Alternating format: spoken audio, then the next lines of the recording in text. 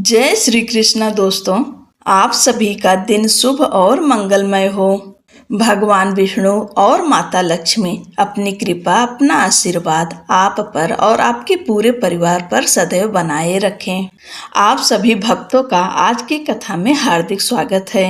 आज की कथा में हम सब सुनेंगे जब भगवान शिव का घर भगवान विष्णु जी ले लिए थे। क्या आप बद्रीनाथ की कहानी जानते हैं? यह वो जगह है जहाँ शिव और पार्वती रहते थे।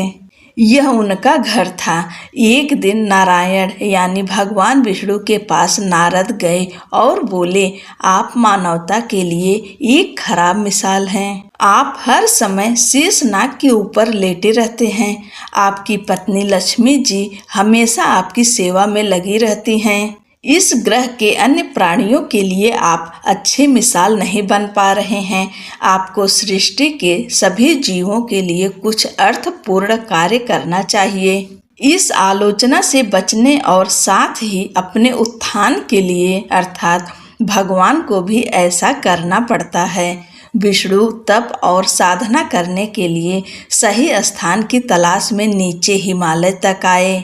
वहाँ उन्हें मिला बद्रीनाथ, एक अच्छा सा छोटा सा घर जहाँ सब कुछ वैसा ही था जैसा उन्होंने सोचा था। साधना के लिए सबसे आदर्श जगह लगी उन्हें यह।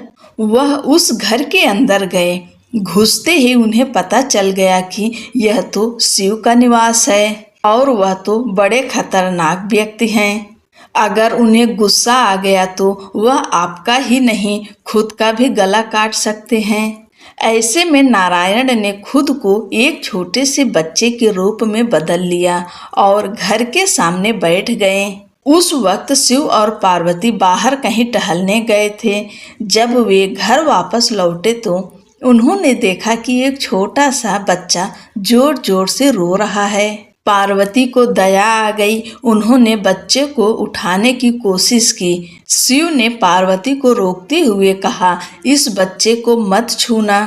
पार्वती ने कहा, कितने क्रूर हैं आप, कैसी नासमझी की बात कर रहे हैं। मैं तो इस बच्चे को उठाने जा रही हूँ, देखिए तो कैसे रो रहा है। शिव बोले, जो तुम देख रही हो उस पर भरोसा मत करो। मैं कह रहा हूँ ना, इस बच्चे को मत उठाओ।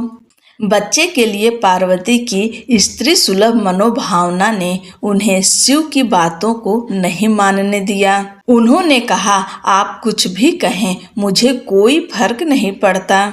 मेरे अंदर की माँ बच्चे को इस तरह रोते नहीं देख सकती। मैं तो इस बच्चे को जरूर उठाऊंगी। और यह कहकर उन्होंने बच्चे को उठाकर अपनी गोद में ले लिया। बच्चा पार्वती की गोद में आराम से था और शिव की तरफ बहुत ही खुश होकर देख रहा था। शिव इसका नतीजा जानते थे, लेकिन करें तो क्या करें। इसलिए उन्होंने कहा, ठीक है, चलो देखते हैं क्या होता है। पार्वती ने बच्चे को खिला पिलाकर चुप कराया और वहीं घर पर छोड़कर खुद शिव के साथ गर्म पानी से स्नान के लिए बाहर चली गईं। वहाँ पर गर्म पानी के कुंड हैं। उसी कुंड पर स्नान के लिए शिव पार्वती चले गए। लौट कर आए तो देखा कि घर अंदर से बंद था। शिव तो जानते ही थे कि अब खेल शुरू हो गया है। पार्वती जी हैरान थे कि आखिर दरवाजा किसने बंद किया। शिव बोले, मैंने कहा था ना, इस बच्चे को मत उठाना। तुम बच्चे को घर के अंदर लाई और अब उसने अंदर से दरवाजा बंद कर लिया है। पार्वती ने कहा, अब हम क्या करें। शिव के पास दो विकल्प थे। एक जो भी उनके सामने है उसे जलाकर भस्म कर दें और दूसरा वे वहां से चले जाएं और कोई रास्ता ढूंढ लें। उन्होंने कहा, चलो कहीं और चलते हैं, क्योंकि यह तो तुम्हारा प्यारा बच्चा है, इसलिए मैं इसे छू भी नहीं सकता। मैं अब कुछ नहीं कर सकता, चलो कहीं और चलते हैं। इस तरह शिव और पार्वती को अवैध तरीके से वहां से निष्कासित कर दिया गया। वे दूसरी जगह तलाश करने के लिए पैदल ही निकल पड़े। दरअसल बद्रीनाथ और केदारनाथ के बीच एक चोटी से दूसरी चोटी के बीच सिर्फ 10 किलोमीटर की दूरी है। आखिर में वह केदार में बस गए और इस तरह शिव ने अपना खुद का घर खो दिया। आप पूछ सकते हैं कि क्या वह इस बात को जानते थे? आप कई बातों को जानते हैं, लेकिन फिर भी आप उन बातों को अनदेखा कर उन्हें होने देते हैं। दोस्तों, यह है भगवान की माया। भगवान विष्णु और भोलेनाथ सब कुछ जानते हैं। ये उनकी माया थी, एक बच्चे के रूप में इस पृथ्वी पर आने का और यहाँ बसने का। बोलो बद्रीनाथ भगवान की जय, लक्ष्मी नारायण की जय। जब भगवान विष्णु ने शिव को मुश्किल से बाहर निकाला, भगवान शिव की करुणा कोई भेदभाव नहीं करती और वे किसी की इच्छा पर बच्चों की तरह भोलापन दिखाते हैं। एक बार गजेंद्र नामक एक असुर था। गजेंद्र ने बहुत तप किया और शिव से यह वरदान पाया कि वह जब भी उन्हें पुकारेगा शिव को आना होगा।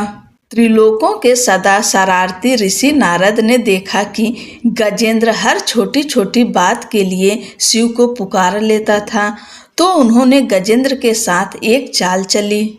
उन्होंने गजेंद्र से कहा, तुम शिव को बार बार क्यों बुलाते हो? वह तुम्हारी हर पुकार पर आ जाते हैं। क्यों नहीं तुम उनसे कहते कि वह तुम्हारे अंदर आ जाएं और वहीं रहें, जिससे वह हमेशा तुम्हारे अंदर होंगे। गजेंद्र को यह बात अच्छी लगी और फिर उसने शिव की पूजा की। जब शिव उसके सामने प्रकट हुए तो वह बोला, आपको मेरे अंदर रहना होगा, आप कहीं मत जाइए। शिव अपने भोलेपन में एक लिंग के रूप में गजेंद्र में प्रवेश कर गए और वहां रहने लगे। फिर जैसे जैसे समय बीता, पूरा ब्रह्मांड शिव की कमी महसूस कर रहा था। कोई नहीं जानता था कि वह कहाँ हैं। सभी देव और गण शिव को खोजने लगे। काफी खोजने के बाद जब कोई यह पता नहीं लगा पाया कि वह कहाँ हैं, तो वे हल ढूंढने के लिए भगवान विष्णु के पास गए। भगवान विष्णु ने स्थिति देखी और कहा, वह गजेंद्र के अंदर हैं। फिर देवों ने उनसे पूछा कि वे शिव को गजेंद्र के अंदर से कैसे निकाल सकते हैं, क्योंकि गजेंद्र शिव को अपने अंदर रख कर अमर हो गया है। हमेशा की तरह विष्णु सही चाल लेकर आए। देवगण शिव भक्तों का रूप धरकर गजेंद्र के राज्य में आए और बहुत भक्ति के साथ शिव का स्तुति गान करने लगे। शिव का महान भक्त होने के कारण गजेंद्र ने इन लोगों को अपने दरबार में आकर गाने और नाचने का न्योता दिया। शिव भक्तों के वेश में देवों का यह दल आया और बहुत भावनाओं के साथ, बहुत भक्ति पूर्वक वे शिव के लिए भक्ति गीत गाने और नाचने लगे। शिव जो गजेंद्र के अंदर बैठे हुए थे, अब खुद को रोक नहीं सकते थे, उन्हें जवाब देना ही था। तो वह गजेंद्र के टुकड़े टुकड़े करके उससे बाहर आ गए। बोलो भगवान विष्णु की जय, बोलो भोलेनाथ की जय। दोस्तों, ये सब प्रभु की लीलाएं हैं। जय श्री कृष्णा, राधे राधे।